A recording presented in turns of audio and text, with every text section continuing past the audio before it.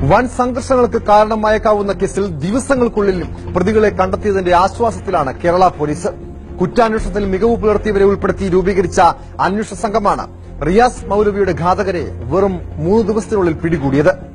പിടിയിലായവർ പറഞ്ഞത് കേട്ട് ഞെട്ടിത്തരിച്ചിരിക്കുകയാണ് പോലീസ്.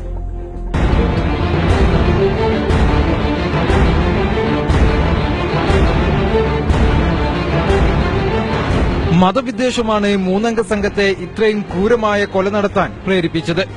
കൊലപാതകം നടക്കുന്നതിന് 2 ദിവസം മുമ്പ് ജനമൈത്രി പോലീസ് നടത്തിയ മതസൌഹാർദ്ദ ബാഡ്മിന്റൺ ടൂർണമെന്റ് അലങ്കോലമാക്കാൻ പ്രതികൾ ശ്രമിച്ചിരുന്നു. വിവിധ മതസാമുദായിക സംഘടനകൾ ഒന്നിച്ചണിനിരുന്നതായിരുന്നു കാരണം. ജനം കല്ലെറിഞ്ഞോടിച്ചതോടെ സംഘം പിൻവാങ്ങി.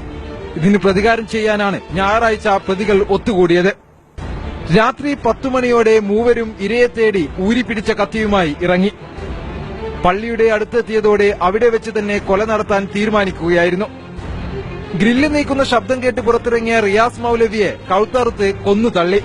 ഈ വിവരണം കേട്ട അന്വേഷണ സംഘം പോലും നടുങ്ങിപ്പോയി. ഇപ്പോഴത്തെ അന്വേഷണത്തിൽ 3 പ്രതികളെ ഇന്ന് അറസ്റ്റ് ചെയ്തിട്ടുണ്ട്. ഇന്നലെ രാത്രി അറസ്റ്റ് ചെയ്തിട്ട് ഇന്ന് കോടതി ഹാജരാക്കിയിട്ടുണ്ട്. ഈ ആൾക്കാരനെ കസ്റ്റഡിയിൽ വാങ്ങിയിട്ട് പിന്നെ ചോദ്യം ചെയ്യേണ്ടതായിരിക്കും. പിന്നെ എന്തെങ്കിലും പുതിയ വെളിപ്പെടുത്തലുണ്ടെങ്കിൽ നടപടി സ്വീകരിക്കേണ്ടതായിരിക്കും. ഒരു വർഗീയ രീതിയിലാണ് കാണുന്നത്. കൊലയ്ക്ക് ശേഷം കേളുകുടയിലെ അംഗൻവാടിയിലെത്തി രക്തക്കറ കഴുകിക്കളഞ്ഞു.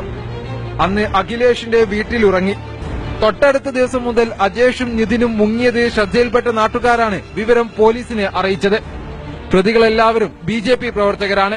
നേരത്തെ പല ക്രിമിനൽ കേസുകളിലും ഉൾപ്പെട്ടിട്ടുണ്ടെങ്കിലും പിടിക്കപ്പെടുന്നത് ആദ്യമാണ്. മനോരമ ന്യൂസ്, കാസർഗോഡ്.